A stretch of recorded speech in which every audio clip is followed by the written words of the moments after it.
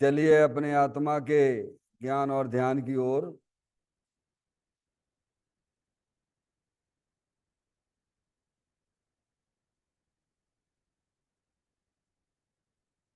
अपने चंचल मन को एवं चंचल उपयोग को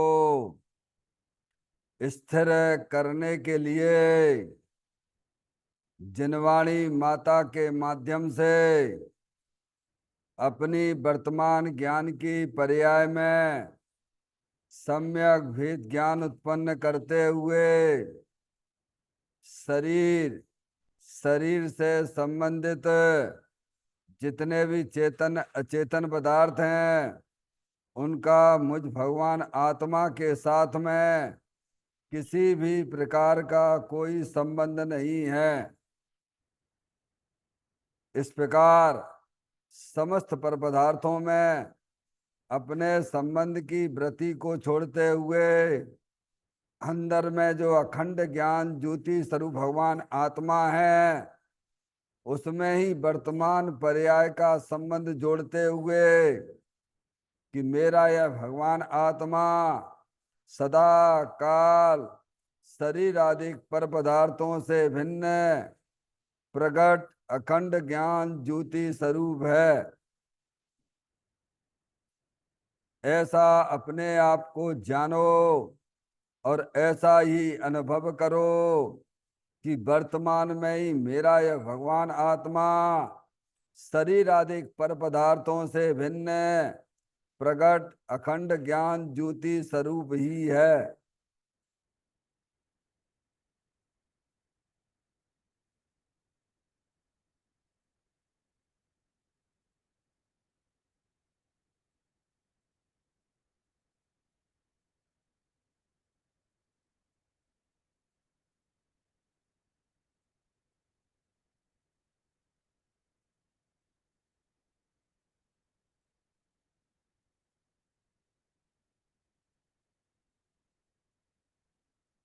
इसी प्रकार से संसार अवस्था में आत्मा की पर्याय में जो विविध प्रकार की पुण्य पाप के परिणाम दिखाई देते हैं वे समस्त परिणाम पर द्रव्यों की लक्ष्य से होने वाले भाव हैं।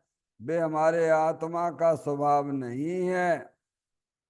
ऐसे समस्त रागादिक परिणामों में एकत्व बुद्धि, ममत्व बुद्धि, कर्तृत्व बुद्धि, भोक्तृत्व बुद्धि तथा उन रागादिक परिणामों की ज्ञाता बुद्धि को भी छोड़ते हुए अंदर में जो अखंड ज्ञान ज्योति स्वरूप भगवान आत्मा है जो कि पूर्ण निराकुलता वाला है, सुख शांति के भंडार स्वरूप है, ऐसे गायक प्रभु परमात्मा में शरीर रागादिक का भी लक्ष्य छोड़ के मैं तो तीनों काल शरीर रागादिक से भिन्न पूर्ण निराकुलता स्वरूप भगवान आत्मा हूँ। ऐसा अपने आप को जानो और ऐसा ही अनुभव करो कि वर्तमान में ही मेरा यह भगवान आत्मा शरीर राग आदि से भिन्न पूर्ण बीतराग आनंद मूर्ति स्वरूप है।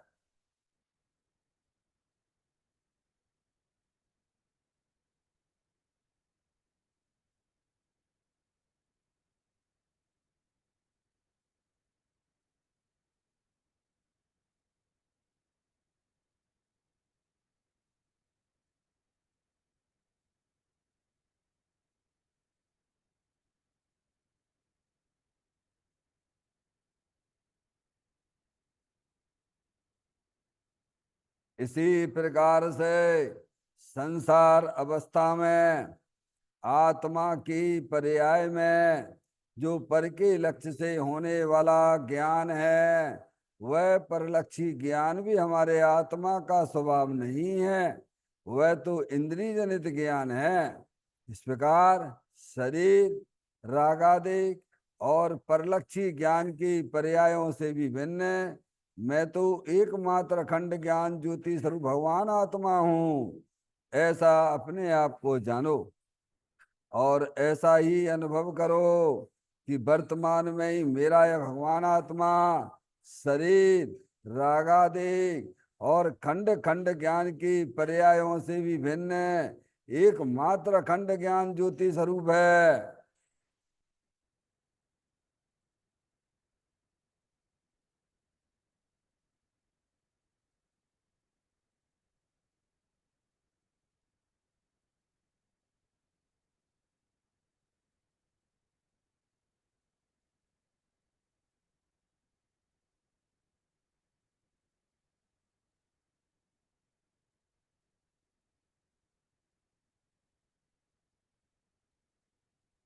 द्रव कर्म भाव कर्म नो कर्म रहित शुद्धात्म स्वरूपो हम।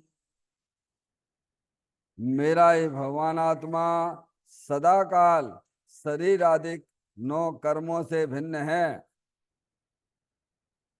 मेरा ये भगवान आत्मा सदा काल ज्ञान वर्णादि 8 कर्मों से भी भिन्न है।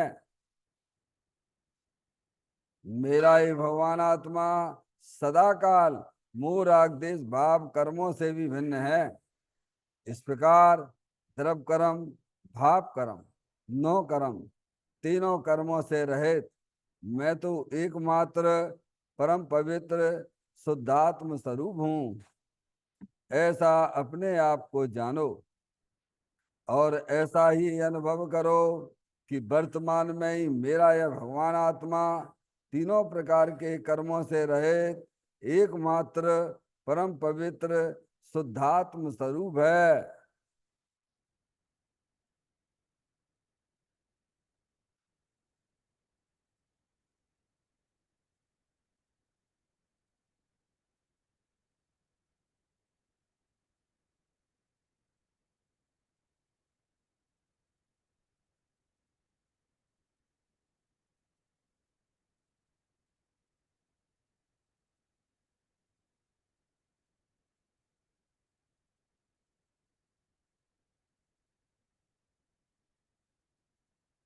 ओम नमः सिद्धेभ्य। ओम नमः सिद्धेभ्य। ओम नमः सिद्धेभ्य। चिंतामणि सम स्वयं का चैतन्य तत्व महान है। निज का करूं मैं चिंतवन निज का करूं श्रद्धान में। सोदा तुम्हारी देव है जो गुण अनंत निधान है। मैं स्वानुभव में देख लूं आत्मा स्वयं भगवान है। मैं स्वानुभव में देख लूं आत्मा स्वयं भगवान है। रिमण जान परिठिया कम कलंकिड़वी अपाल दऊ जैन परू ते पर मपड़वे भी।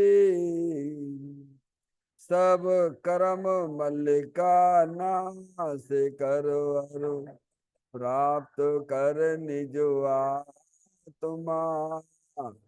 जो ले निर्मल ध्यान में नम कर निकल परमात्मा। तब नाश कर घन गाति अरे अंत पद को पालिया। कर नमन उन जिन देव को यह काव्य पथ अपना लिया।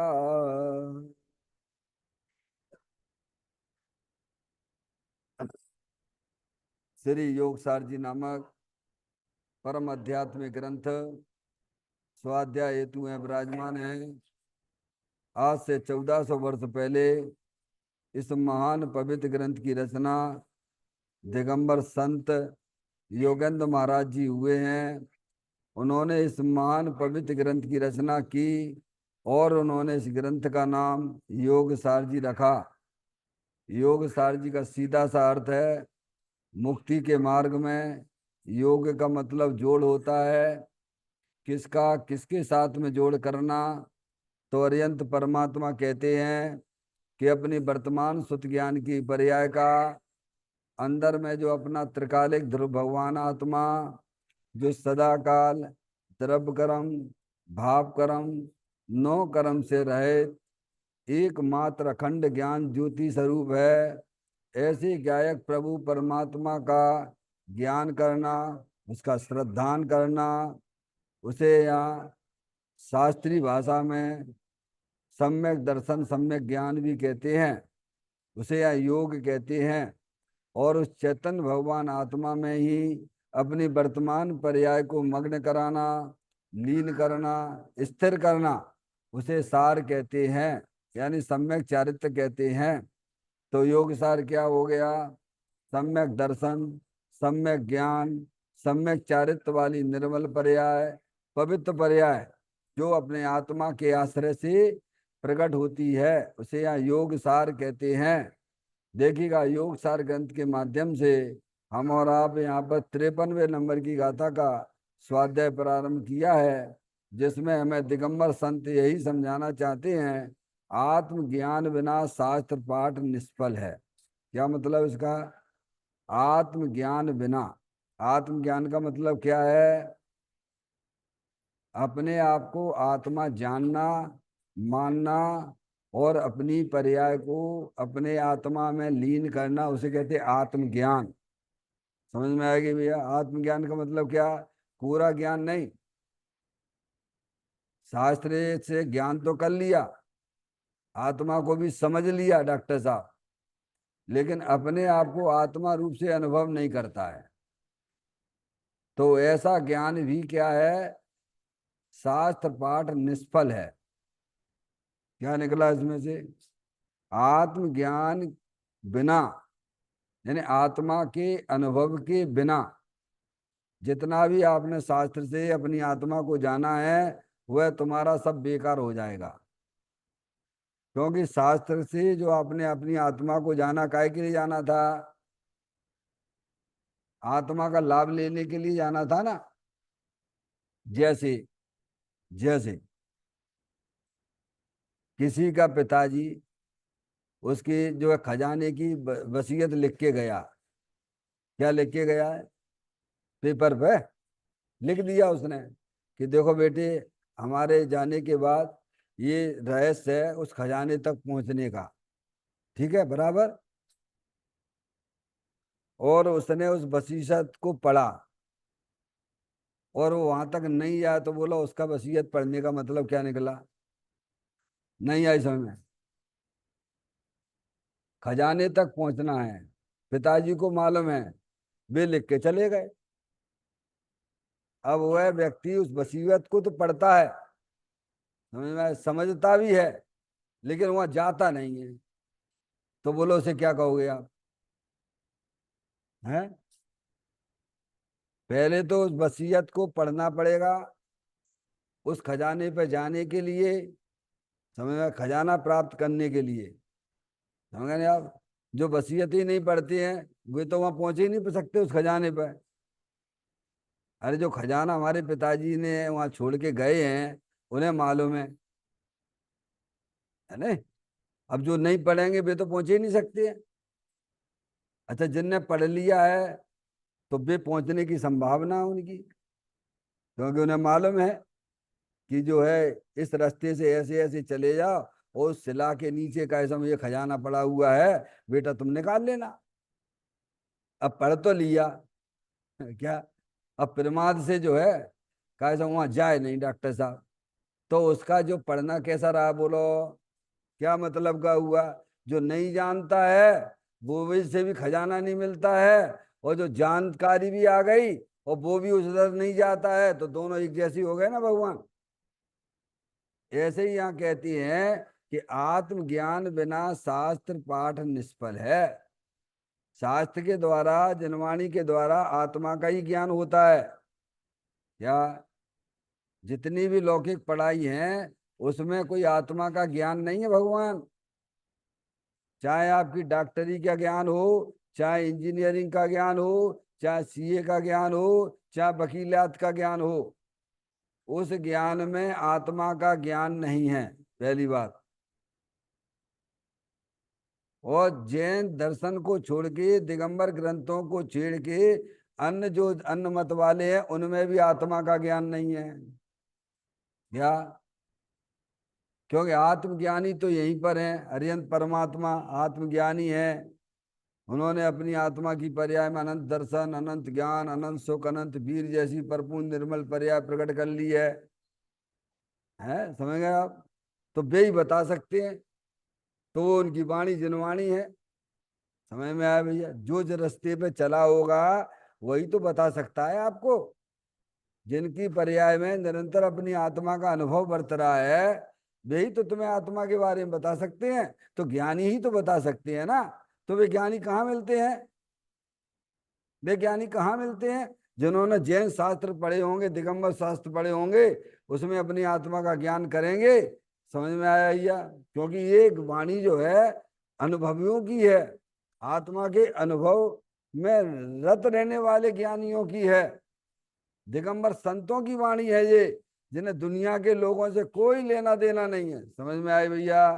मैंने हमसे क्या लेना, मुनराज को हमसे क्या लेना देना, बोलो भैया।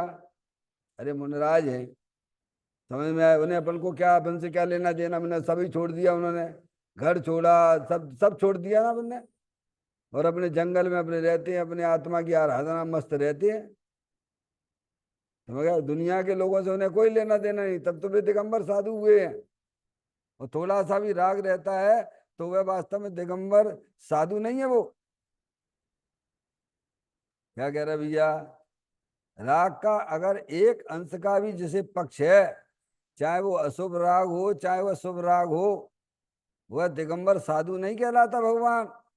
समस्त प्रकार के राग से उसने संबंध तोड़ दिया है। किससे? परद्रव्यों से तो संबंध तोड़ ही दिया है। अरे अंदर में होने वाले राग, अशुभ राग और शुभ राग से भी जिसने संबंध तोड़ दिया है, एकमात्र अपने चेतन भगवान आत्मा से जिसने संबंध जोड़ा है, ऐसे दिगंबर साधु हुआ करते हैं। वे हमें ये बात बताते हैं, वे अनुभव से लिखते हैं, आत्मा का आनंद लेते हुए लिखते हैं। उनकी वाणी है, यहाँ मिलता है शास्त्र में आत्मा का ज्ञान, यहाँ मिलेगा। समझ? आप सब कौन है, हम सब कौन है? कोई लड़का लड़की नहीं है।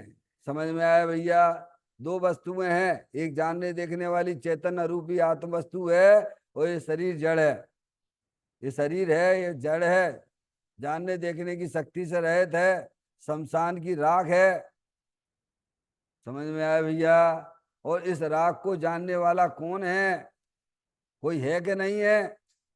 उसे भगवान कहते हैं, वो आत्मा है, अरूपी है, चेतन भगवान आत्मा है। और तुम आत्मा ही हो, जानने देखने वाले हो।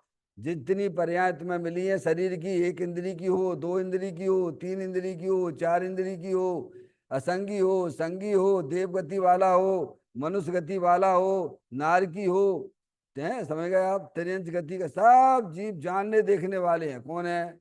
बोलो, है कि नहीं है? अरे चींटी जानती है कि नहीं जानती है? अरे बोलो भैया।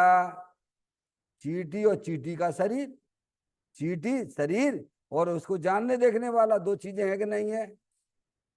हैं डॉक्टर साहब? अब इसमें पहचान लीजिए। ज्ञानी हमें समझाते हैं, हमें करुणा करके हमको समझाती है, माँ जनवाणी माता हमको समझाती है, देखो भैया ये शरीर तुम नहीं हो, तुम अंदर जानने देखने वाली चैतन्य अरूपी आत्म वस्तु हो, जिसकी तुम्हें आज तक पहचान नहीं हुई है। और जिस दिन तुम्हें इसकी पहचान हो जाएगी ना, परिचय हो जाएगा ना, फिर तुम्हें दूसरे के परिचय की जरूरत ही नहीं होगी। क्या? अभी हमारे अंदर हर कितने कितने विकल्प दूसरे के परिचय करने की चलती रहती है। बोलो, ज्ञानियों को नहीं रहता कुछ भी। क्यों? क्योंकि उनने इतना शक्तिशाली वैभवशाली भगवान आत्मा का परिचय कर लिया। अब क्या दूसरे की परिचय से हमें क्या लेना देना है? समझ में आया भैया? अब दुनिया की किताबें पढ़ने से हमें क्या लेना देना है? हमने तो सच्चा ज्ञान कर लिया। भगवान धन कन कंचन राज सुख सबई सुलभ कर जाए, दुर्लभ है संसार में एक यथार्थ ज्ञान। समझ गए नहीं आप? तो ये सात आत्मा का जो ज्ञान है वह यहाँ दिगंबर ग्रंथों के अंदर ही प्राप्त होता है, क्योंकि वही वास्तव में सच्चे देव शास्त्र गुरु हैं। और ये माँ जनवाणी माता हमें जो है ये हमको समझाती है। हम तुम शास्त्र तो पढ़ते हैं, तो कह रहे शास्त्र से आत्मा का ज्ञान होता है, आत्मा का परिचय होता है, लेकिन परिचय करने के बाद वह अपने आप को आत्मा रूप अनुभव नहीं करता है, अपने आप को आत्मा रूप स्वीकार नहीं करता है, तो उसका जितना भी आत्मज्ञान है वह जो है शास्त्र ज्ञान छह उपसम ज्ञान है वह कैसा निष्फल होने वाला है। क्या है डॉक्टर साहब? ये लिखा है इसमें। आत्मज्ञान का मतलब क्या है? आत्मा का अनुभव, अपने आप को आत्मा रूप जानना, अपने आप को आत्मा रूप मानना, अपने आप को आत्मा का आनंद लेते हुए चलना। क्या करना? देखो मुनिराज क्या करते रहते हैं, बताओ क्या करते हैं? बोलो, जंगल में आके क्या करते हैं? आप ही बता दो क्या करते हैं। अरे बोलो क्या करते हैं? साधु परमेष्ठी अरिहंत परमात्मा क्या करते हैं? बोलो, वे हैं कि नहीं है जिनकी आप माला जपते हो? अरिहंत परमात्मा की माला जपते हो, उनके नाम की माला जपते हो, सिद्ध परमात्मा के नाम की माला जपते हो, नमोकार मंत्र की माला जपते हो, साधु परमेष्ठी आते हो, उसमें वे क्या कर रहे हैं? कभी हमारा ध्यान इधर गया है? कभी कभी हमने इस दृष्टि से कभी सोचा है क्या? वे अपनी आत्मा का आनंद ले रहे हैं और क्या कर रहे हैं? क्या है? क्या ले रहे हैं?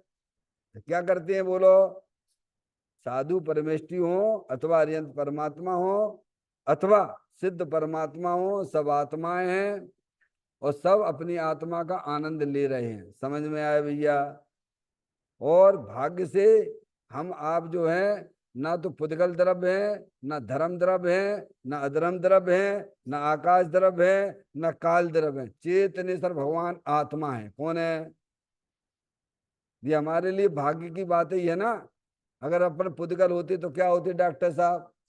ये देखो दीवाल है ना, खड़ी है तो खड़ी है, बाकी कुछ लेना देना नहीं। ये हमारे लिए सौभाग्य की बात है ना कि हम ज्ञानानंद स्वरूपी वस्तु निकले हैं। इस विश्व के बंटवारे में क्या मिला हमको? बोलो क्या मिला? ये दीवाल है। ये दीवाल अगर आनंद लेना चाहे तो इसे आनंद मिलेगा क्या? और तुम आनंद लेना चाहो तो तुम्हें कोई रोकेगा क्या? अब हम आनंद नहीं ले रहे हैं क्या? तो नहीं ले रहे तो गलती किन की है? अरे आप आनंद स्वरूप वस्तु हैं, आत्मा है, और फिर भी आप दुखी हो। तो दुखी क्यों हो भैया? अपने आप से प्रश्न करो, अंदर में प्रश्न करोगे तो तुम्हें उसका जवाब भी तुम्हें अंदर से ही मिल जाएगा। क्या भगवान? अब प्रश्न ही नहीं उठाते हम। अब प्रश्न नहीं उठाओगे तो आपको उसका जवाब भी नहीं मिलेगा। समझ में आया? जनवाणी माता को पढ़िए आप। जनवाणी माता पुकार पुकार के कहती है, तुम लड़का लड़की नहीं हो, तुम तो चेतनेश्वर भगवान आत्मा हो। तुम चार गति वाले जितने शरीर है ना, वे तुम नहीं हो। तुम तो जानने देखने वाली चैतन्य अरूपी आत्म वस्तु हो। अमूर्तिक प्रदेशों का पुंज, प्रसिद्ध ज्ञानादि गुणों का धारी, अनादि निधन वस्तु वह आत्मा है, वो मैं हूँ। कोई छोटी मोटी चीज नहीं हूँ। है समझ में आया भैया? शरीर को मत देखिए, अंदर कर्मों की रचना को भी मत देखिए, और पर्याय में होने वाले रागादिक परिणामों को भी मत देखिए। दुख रूपी पर्याय, टेंशन वाली पर्याय को भी मत देखिए। इन तीनों के पीछे एक अरूपी चेतनेश्वर भगवान आत्मा, अनंत शक्तियों से भरे लो भगवान आत्मा, वहां तुम अपने ज्ञान का प्रवर्तन कराओ। क्या करना है? कहाँ ले जाना है अपने छह उपसम ज्ञान को डॉक्टर साहब? अब परिचय होगा तो तुम अपने ज्ञान को अंदर प्रवर्तन कराओगे भैया। अब आत्मा का ज्ञान या शास्त्रों में मिलता है, अब यहीं से तुम अपनी दूरियां बना के चल रहे हो। क्या रखा है शास्त्र पढ़ने से क्या होता है? अपन तो बस केवल भगवान की पूजा करो, भक्ति करो, दान दे दो तो हो जाएगा कल्याण तुम्हारा हमारा। बोलो भगवान ने कल्याण के लिए क्या कहा है? जब तक तुम अपनी आत्मा का ज्ञान नहीं करोगे तब तक तुम इस संसार सागर से निकल नहीं सकते हो। समझ में आए भैया? इस संसार सागर से निकलना है तो सबसे पहले जनवाणी माता के पास जाइए, विनय पूर्वक शास्त्र का ज्ञान, शास्त्र से अपनी आत्मा का ज्ञान करिए। समझ में आया भैया? पहली शर्त ये है अपने आत्मा का कल्याण करने के लिए। जहां शास्त्र का आत्मा का ज्ञान शास्त्रों में लिखा हुआ, दिगंबर संतों ने बताया है, वहां अपने बुद्धि पूर्वक जाइए आप। अपन बुद्धि पूर्वक सारे काम करते हैं कि नहीं करते हैं? लौकिक पढ़ाई बुद्धि पूर्वक करते हो कि नहीं करते हो? दुकान खोली है, ऑफिस बनाया, बुद्धि पूर्वक किया कि नहीं किया है? तो यहाँ भी बुद्धि पूर्वक शास्त्रों में अपना उपयोग लगाना कि नहीं लगाना? डॉक्टर साहब, बुद्धि पूर्वक लगाना पड़े, खुल जाएगी लॉटरी बाटरी, ये छोड़ दो, ये सब बेकार की बातें हैं। समझ में आया? पाप के काम आप बुद्धि पूर्वक करते हो, पुण्य के काम बुद्धि पूर्वक करते हो, तो अपने आत्मा का ज्ञान भी बुद्धि पूर्वक करना पड़ेगा। समझ में आया भैया? उसमें आपको रुचि जागृत करना पड़ेगी। फिर कहते हैं चलो शास्त्र के द्वारा आत्मा का हमने ज्ञान भी किया तो हम ज्ञानी हो गए क्या? तो कहते ना डॉक्टर साहब, उसका भी मना किया, उसका भी मना किया। हाँ, ज्ञानी बन सकते हो आप शास्त्र ज्ञान के द्वारा, ये बात सत्य है।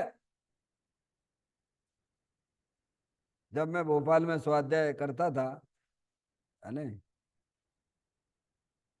तो एक जो है एक व्यक्ति ऐसा था, पहले भी हमने आपको दृष्टांत दिया है उसका, बहुत बढ़िया सूक्ष्म चर्चा करता था डॉक्टर साहब, बहुत सूक्ष्म चर्चा, है ना। नीचे उतरे स्वाध्याय के बाद या स्वाध्याय में बीच में भी प्रश्न करे हैं और उतर जाए तो लोग कहेंगे बहुत यार, क्या देखो कितना रुचि बनते ही तो है। और ऐसे बिल्कुल चिपक के बात करे, बिल्कुल एकदम जो है मतलब ऐसी तेज बना उसके बात चर्चा में, तो साधारण व्यक्ति समझे देखो कितनी रुचि ऐसे है क्या। एक बार की बात है, मुझे जो है ऑफिस का अमाउंट उठाने के लिए बैंक जाना पड़ा। समझ गया? उस समय हमारे बड़े बाबू नहीं आए थे, तो वो साहब ने बोले जैन साहब, लोगों की तनख्वाह जो है ना, मैं के लिए आप चले जाइए और लाइए बैंक से। ठीक है, गाड़ी मिली, 4 बॉडी गार्ड मिले और लेने के गए गए तो वही व्यक्ति उस बैंक में नौकरी करता था, मुझे तो नहीं पता था उसकी बैंक। समझ में आया भैया? अचानक मेरी मेरी नजर उसके ऊपर पड़ी, तो मेरी नजर पड़ी उस समय तो सिगरेट पी रहा था वो। क्या कह रहे हैं भैया? जब हमारी नजर पड़ी तब सिगरेट पी रहा था। फिर मैंने अपने शर्म की वजह से नीचे सिर आंखें कर ली। फिर उसकी नजर पड़ी, तो उसकी नजर मेरे पे पड़ी, तो उसने तुरंत जो है क्या किया, वो सिगरेट जो है अपने पैर के नीचे दबा दिया, मलता हुआ मैंने देख लिया उसे। अब मैं घूमते हुए उसके पास में अंदर आया काउंटर से। हमने और भाई जय जैन जय, अब जय जैन तो बोलेगा तो मुंह में धुआं तो निकलेगा भगवान। नहीं आई समझ में? कहीं ऐसा हमारे जीवन में तो नहीं हो रहा है? छह उपसम ज्ञान में तो नहीं खेल रहा है कहीं हम? समझ में आया भैया? इसीलिए इस बात को बड़ा जोरदारी से कही गई है।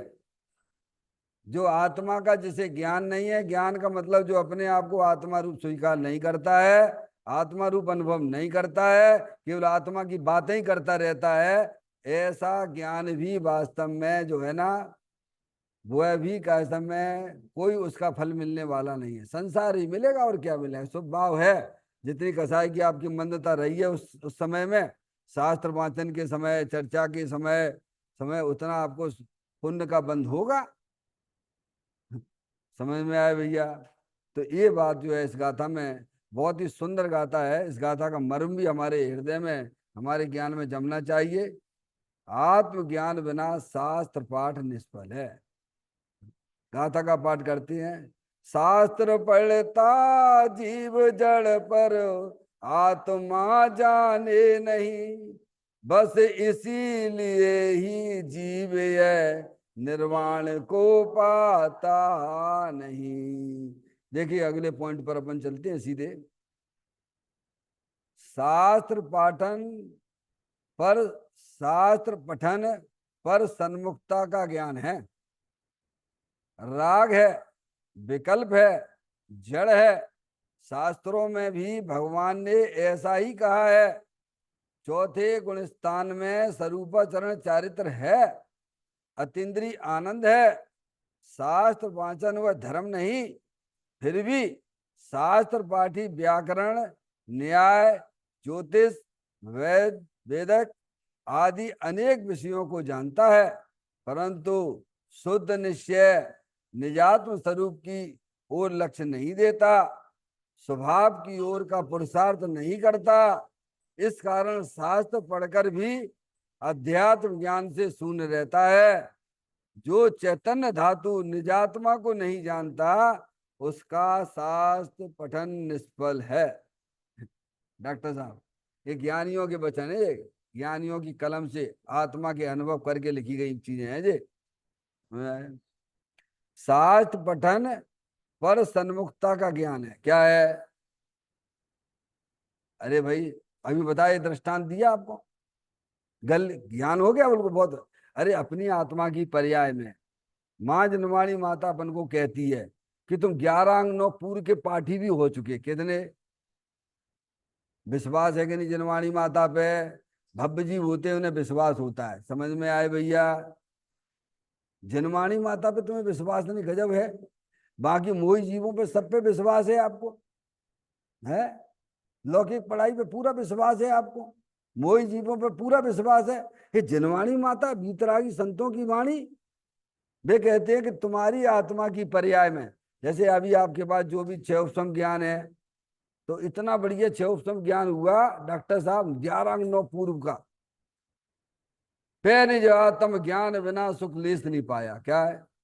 पर उसमें आत्मा का अनुभव नहीं किया उसने। क्या ज्ञान तो बिल्कुल ऐसा केवली परमात्मा जैसा बता दे का, ऐसा देखो भैया ऐसा आत्मा। मैं कह रहा हूं आप मेरे से अच्छा व्याख्यान कर सकते हो। क्या कह रहे भैया? हाँ हाँ, आत्म अनुभवी ना कर पाए इतना अच्छा, ऐसा भी है। देखो एक दृष्टांत आपको बताऊं, वो पंडित जी का नाम मुझे ध्यान में नहीं आ रहा, डॉक्टर भारली साहब हमेशा कभी लेते रहते हैं। एक पंडित जी थे, बहुत बढ़िया व्याख्यान दे रहे डॉक्टर साहब, बहुत बढ़िया, और उसमें श्रोता एकदम मुग्ध हो जाते थे। एक बार की बात है कि वे जो है उस एक शिव जी के मंदिर से निकलते हुए दिखाई दिए श्रोताओं को, एक श्रोता को। तो पूछा, पंडित जी साहब इस मंदिर में आप कैसे? तो बोले, भाई ऐसा है कि वो हमारा ज्ञान था, ये हमारी श्रद्धा है। क्या बोले वे? अरे आत्मा में ज्ञान नाम का गुण है कि नहीं है? हाँ या ना बोलो। अरे है कि नहीं है? आत्मा में श्रद्धा नाम का भी गुण है कि नहीं है? बोलो है कि नहीं है? आत्मा में चारित्र नाम का भी गुण है कि नहीं है? श्रद्धा नाम की पर्याय अलग होती है, श्रद्धा का काम अलग, ज्ञान का काम अलग, चारित्र का काम अलग। ऐसे आत्मा में अनंत गुण है, कितने अनंत शक्तियां, अनंत गुण है, सबके काम अलग अलग हैं। जैसे शरीर है, पूरा अपना शरीर है ना। देखो आंख का काम आंख कर रही कि नहीं कर रही है, नाक का काम नाक कर रही है कि नहीं कर रही है, कान का काम कान कर रही है कि नहीं कर रहा है? बोलो भैया।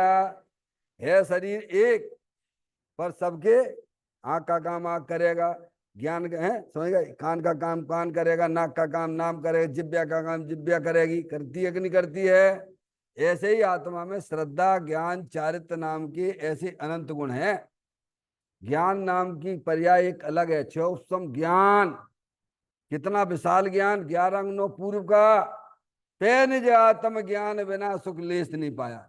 ज्ञान तो सिर्फ उतना है, विशाल ज्ञान है, चौसम ज्ञान, इतना ज्ञान हो जाता है डॉक्टर साहब। लेकिन अपने आप को आत्मा का स्वीकार करें, अपने स्वीकार तो यही करें कि मैं तो लड़का हूं, मैं लड़की हूं, मैं श्रावक हूं, मैं मुनि हूं। कौन हूं मैं? बोलो भैया, आप सब लोग कौन हो? कोई कहेगा भाई साहब मैं श्रावक हूं, कोई कहेगा मैं मुनि हूं। तो ये तो शरीर के हैं, ये नाम किनके हैं? स्वार्थ के सांचे पर मारत के सांचे चित, सांचे सांचे बैन कहें सांचे जैन मती है, काहू के विरुद्धि नाही पर जाए बुद्धि नाही, आत्म गवेशी है न ग्रस्त है न यति है। कौन हो तुम?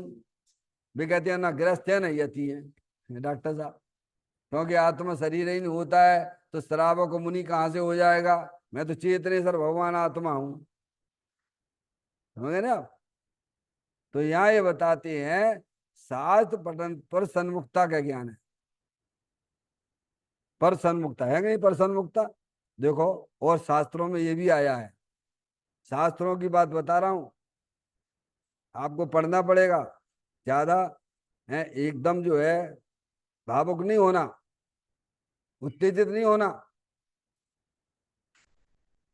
पदम परमलधारी देव मुनराज हैं, पद्मनंदी पंचविंशति का, वो एक पद्मनंदी पंचविंशति का डॉक्टर साहब, उसमें लिखा हुआ है जो ज्ञान शास्त्र में विचरण करता है वह ज्ञान विविचारणी है। क्या कहा उन्होंने? अब आपको सुनने की ताकत हो तो सुनो, वीतरागी संतों की वाणी है ये, और वे न्याय से लॉजिक से समझाते भी हैं अपन को। छह उपसम ज्ञान रूपी पर्याय किसकी है? अपने पति द्रव स्वभाव की है, ठीक है। जैसे लौकिक में स्त्री अपने पति को छोड़ के अन्य पुरुषों के साथ विचरण करे, उसे क्या कहोगे? बोलो भैया, बोलो क्या कहोगे? स्त्री का पति बहुत सुंदर, सब काबिलियत वाला, और अपने पति को छोड़ के अन्य पुरुषों के साथ में रहती है, वहां जाके विचरण करती है, तो लौकिक में क्या कहते हैं? उसे व्यभिचारिणी कहते हैं, बराबर। ऐसे बीतरागी संतों ने उस ग्रंथ में ये भी लिखा है कि जो उपयोग है तो आत्मा का, किसका है? अपने द्रव्य स्वभाव का है। ये शरीर का है क्या? ये ज्ञान किसका है? अंदर चेतन आत्म वस्तु है कि नहीं, ज्ञान के भंडार वाली? ये ज्ञान क्षोभसम ज्ञान है, ये क्या शरीर का है? कि अंदर जो कर्मों की रचना उसका है? कि रागादिक परिणतियां उसका है? कि अंदर वो चेतनेश्वर भगवान आत्मा ज्ञान के भंडार रूप से विद्यमान है, उसमें से आ रहा? किस में से आ रहा है? तो ज्ञान है किसका? ये आपके पास में डॉक्टरी का ज्ञान है, इंजीनियरिंग का ज्ञान है, सीए का ज्ञान है, किसका ज्ञान है वो ज्ञान आया कहाँ से? वो पर्याय आई कहाँ से? डॉक्टर साहब, कहाँ से आ रही है? पता लगा तो शांति से बैठो। ज्ञानी लॉजिक से न्याय से समझाते हैं। ज्ञान तो ज्ञान में से आ रहा, काय में से? ये सूरज में से प्रकाश निकल रहा हुआ है, तो प्रकाश काय में से निकल रहा हो जी? अरे भाई, ये प्रकाश, ये लाइट है, ये लाइट जल रही है, तो काय में से? दीवार में से निकल रही का? इसका कनेक्शन कहीं जुड़ा है कि नहीं जुड़ा है? कहाँ से जुड़ा है? इलेक्ट्रिक पावर हाउस से जुड़ा है ना?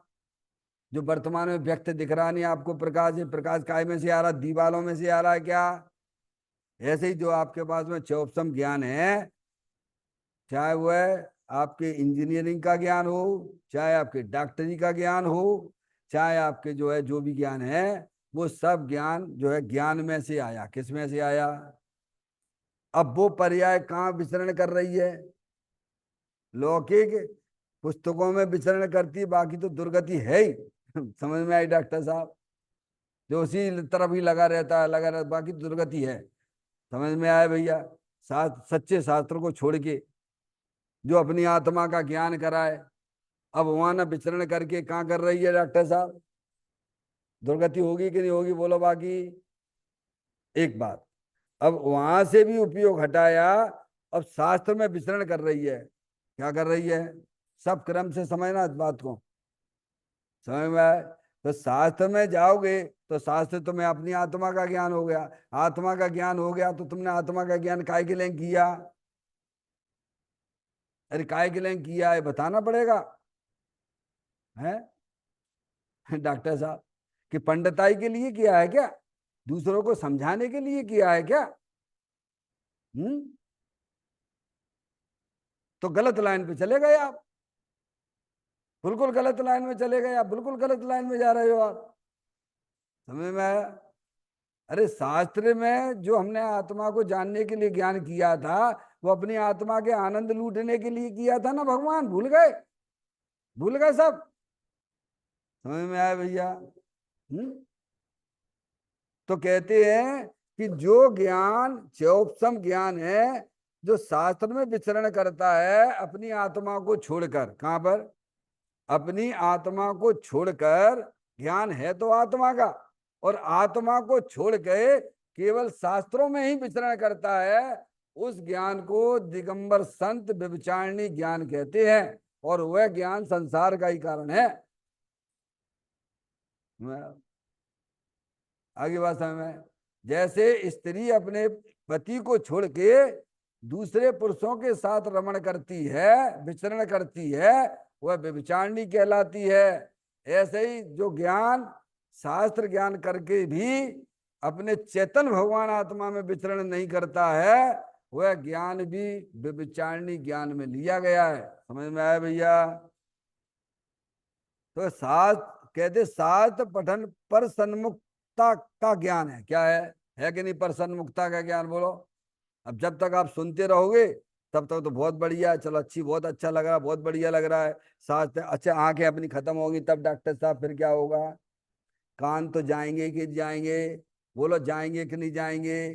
कोई गारंटी है आपके पास में? ये सारी व्यवस्थाएं जो हैं ये कर्म के अधीन है कि तुम्हारे अधीन है? कभी थोड़ा शांति से विचार करो, है कि नहीं करा है? हैं? ये शास्त्र ज्ञान काय के लिए था? अपने स्वभावलंबन जिंदगी जीने के लिए था कि नहीं था? अब वो तो तुमने किया नहीं, और समय ऐसे गंवा के चले गए, दूसरों को समझाते रह गए, कोरे रह गए आप। पंडिताई माथे पड़ी, पूर्व कर्म के पाप। क्या हो डॉक्टर साहब? काय के लिए था? अरे शास्त्र से आपने आत्मा का ज्ञान किया है तो अपने आत्मा का आनंद लूटने के लिए तो किया होगा। और क्या मतलब है? तो क्या पर केवल पर सन्मुखता है हर चीज में, हर सन हम इनको ऐसा बताएंगे, फिर ऐसा करेंगे, फिर ये करेंगे। देखो हमने जे पढ़ा है वो ऐसे का हो जाए, तुम्हारा उनका उनका जो होगा तो होगा, तुम्हारा क्या होगा तुम बताओ पहले। हैं डॉक्टर साहब? कहते हैं शास्त्र पठन पर सन्मुखता का ज्ञान है, वह राग है। क्या है? दूसरों को समझाने का, बताने का परिणाम। अरे भैया इतनी बढ़िया चीज शास्त्र में लिखी हुई है तो वो तुम्हारा शुभ परिणाम है। क्या है वो? शुभ राग है। हम उसे पाप नहीं कह रहे हैं, ध्यान रखना। पर राग तो आत्मघाती परिणाम है ना। आचार्य अमृतचंद देव ने पुरुषार्थ सिद्धि उपाय में लिखा है ना। अरे आप खुद ही रोज ही ना बोलते हो, बचूं शुभाशुभ भाव से, यही कामना एक रोज ना भगवान की प्रक्षाल करते हो, बोलते भी हो आप ये। क्या, क्या? ऐसा तो नहीं लिखा कि अशुभ राग से बचने के लिए कहा गया है। माँ जनमाणी माता ने हमारे ऊपर कितना उपकार किया है, अशुभ राग से तो हमें बचाया ही है। अरे शुभ राग से भी बचाया है। समझ में आती है बात? तो दूसरे को शास्त्र का ज्ञान करवाना, समझाना, पढ़ना, पढ़ाना, ये सब शुभ राग है, पर सन्मुख ज्ञान है। इसमें आत्मा का किंचित भी कल्याण नहीं है। क्या कह रहे भैया? अरे लाइन तो खींच लो भैया, अंदर में परिणामों में लाइन तो खींचो। पर ज्ञानियों को भी जब तक उनकी पर्याय में अर्यंत अवस्था नहीं होती है, पूर्ण वीतराग दशा नहीं आती है, तब तक ज्ञानियों को भी पर सन्मुखता वाला ज्ञान, उपसम ज्ञान, वह वहां विचरण करता है। लेकिन अंदर से ब्रेक लगा हुआ है उस पर। हमें अंदर ब्रेक लगाना ही नहीं आता, हम तो चले ही जा रहे, बस खाओ पियो मौज करो कैसा में। ना पाप पे ब्रेक, ना पुण्य पे ब्रेक, बस अपना बस यही काम है। क्या है? ज्ञानी ने अंदर से ब्रेक लगा के रखा हुआ है। जिन्हें पुण्य पाप नहीं कीना, आत्म अनुभव चेत दीना, तिन्ही विधि आवत रोके, संबर लय सुख अवलोक। पुण्य पाप की रुचि ज्ञानी को बिल्कुल भी नहीं है। समझ में आया भैया? पाप की रुचि तो है ही नहीं, अरे पुण्य की भी रुचि नहीं है। प्रभु मुझे वह पुण्य भी नहीं चाहिए जो संसार में परिभ्रमण कराए, ऐसा पुण्य नहीं चाहिए। समझ में आया भैया? तो कहते हैं शास्त्र पठन पर सन्मुखता का ज्ञान है, वह राग है। क्या है? शुभ राग है, विकल्प है। और तुम तो निर्विकल्प भगवान आत्मा हो, भीतराग आनंद मूर्ति स्वरूप हो भैया। तो वे विकल्प कैसे टूटेंगे? अगर तुम्हारा पावर इधर होगा ना अपनी आत्मा की तरफ, डॉक्टर साहब 2 बाल्टी लेके जाते हो, 2 बाल्टियां हैं, एक बाल्टी में पानी, आधा आधा बाल्टी पानी है और एक में पूरी भरी हुई है, तो तुम किधर झुकोगे? अरे बोलो भैया, डॉक्टर मैडम। 2 बाल्टियों पे लेके जा रहे हैं आप, हैं जा रहे हो ना? एक में तो आधी बाल्टी है और एक में पूरी बाल्टी है, तो बोलो तुम्हारा किधर झुकोगे तुम? जिधर पूरी है ना उधर झुकोगे ना? डॉक्टर साहब आगे बात में। तो ज्ञानी का जो है ना पूरा वजन यहाँ पर है पर्याय में। कहाँ पर? अपने द्रव्य स्वभाव के ऊपर है। शुभ राग में भी रहता है, शुभ राग में रहता है, क्योंकि उसे मालूम है अभी हमारी पर्याय में पूर्ण वीतराग दशा नहीं आई है, लेकिन इतना विश्वास है वो पूर्ण वीतराग दशा आने वाली है। चौथे गुण स्थान में इतना अनुभव होने लगता है भगवान क्या, अब मुझे पर्याय में भगवान बनने से कोई नहीं रोक सकता है, किसी की भी ताकत नहीं है। इतना उसके पर्याय में वीर उछलता हुआ रहता है। लेकिन वजन शुभ राग पे नहीं है, वजन जो भरी हुई बाल्टी की तरह अपने द्रव्य स्वभाव की तरफ है। समझ में आ गई भैया? खाली बाल्टी की तो क्या बात करना, आधी बाल्टी है शुभ राग की समझ लीजिए, और पूरी बाल्टी है वो अपने द्रव्य स्वभाव की है, तो किधर झुकेगा उपयोग? बोलो। यानी कि सबके पास पर्याय है कि नहीं? बोलो। द्रव्य भी है कि नहीं है?